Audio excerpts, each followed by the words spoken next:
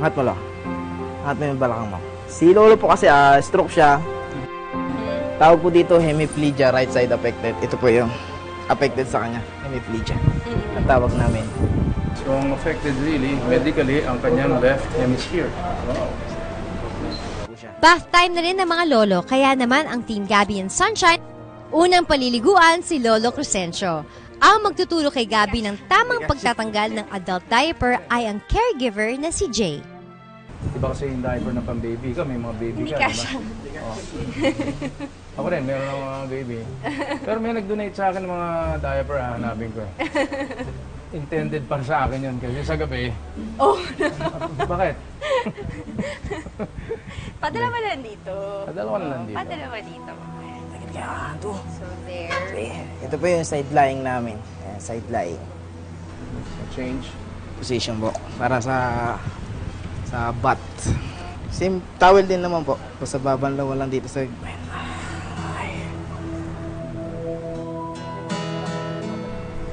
Ready na po ba itong wheelchair, kuya? Apa.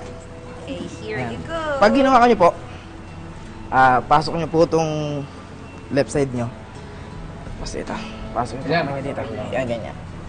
Tsaka niyo po siya igano. Alayin mo ko dito. Apa. Sige, hawakan ko to. Lo, ako mag-aangat sa inyo, ha? Ready? Ganon niyo po. Simulan mo na rin buhatin si Lolo at ilagay sa kanyang wheelchair para paliguan. Konti pa. Alright, good. Alright. Good. Okay. So, Gabby and Kuya Jay, magpapaligo na kayo Papaligo sa po loob. muna kami. Ako naman, maiwan dito para Gagawin mo yung pagpalit bed ni ng Lolo. fittings. Apo. Alright. Straight. Okay. Angat yung paa niyo, Lo. Sige. Okay. Forward. Tara, Lo. Back time! Hindi na ka ng seatbelt. Okay.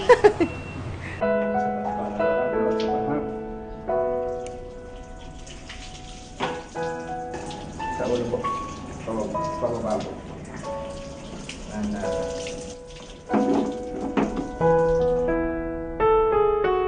Alala ko tatay ko.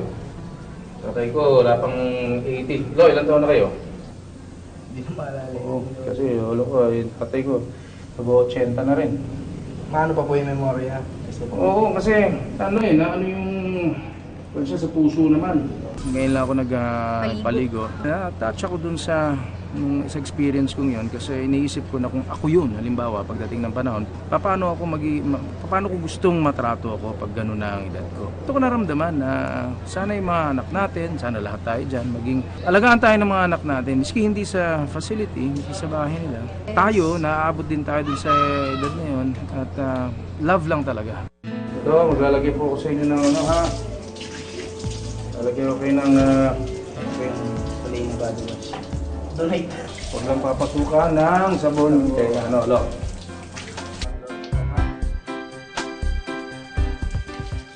Siguraduhin ang ulo, tuyo para hindi magkasipon. Loob ng tenga, syempre, nakakaili tayo pag may tubig sa tenga. Diba? So now, papalitan na natin yung beddings. Let's put the unan there. Ito yung dirty. Natin yan. Okay.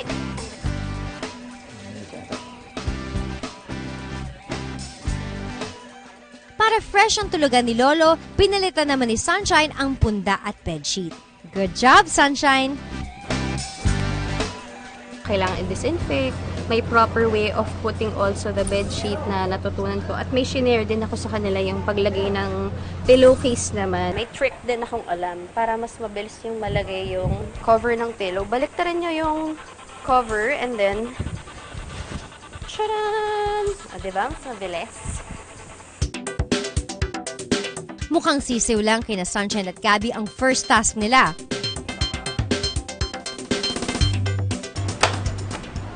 May 5. Lola, ito po ang tinatawag na bed scene. Upo ba kayo? Upo na lang ako. Sige, okay lang po. Okay lang. Sa mukha daw po muna tayo. Okay. Okay. Oy, tatanggalin yung makeup ni Lola. Di ba? Never Okay lang. Ay, never Okay lang mind. po ba? I-touch na lang kita mamaya.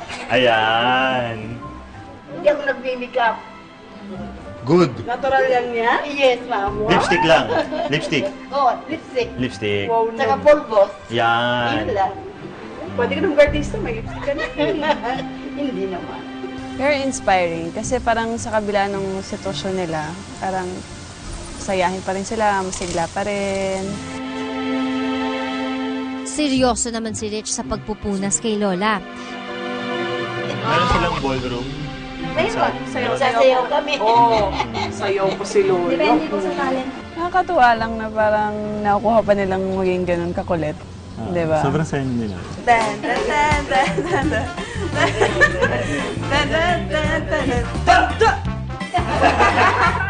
Very good guys, napasayo nyo si Lola. Hawakan mo ako sa dalawa. Kilikili. Oo. Hawakan ko sa balikat. Sir, excuse po. Ingat Mike ha, kakasumpungin pa si Lola ng rayuman yan. Na yan. Sige po lang. Lola, sige. Yawak pa kita. Okay, very good. Salamat po. Medyo mahirap din ha. Ayan, ayusin natin kung kumon dahil medyo mahaba na para tayo. Oh.